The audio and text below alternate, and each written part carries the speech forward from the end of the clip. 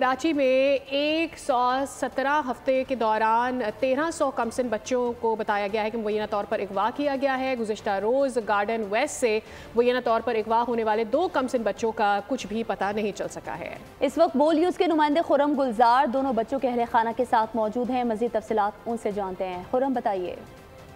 जनवरी को नॉर्थ कराची से 7 साल सारिम मदरसे से निकला, फिर लापता हुआ और अब गुज़श्ता रोज़ 2 बच्चे जो कि पड़ोसी थे, एक ही मोहल्ले के रिहायशी थे। गार्डन वेस्ट का ये इलाका है और हसन लश्करी मोहल्ला इस इलाके को कहा जाता है, जहाँ पे 4 साल अली अलियान है और 7 साल अली रज़ा ये घर के बाहर खेल रहे थे कि घर के बाहर बच्चे हुए लापता।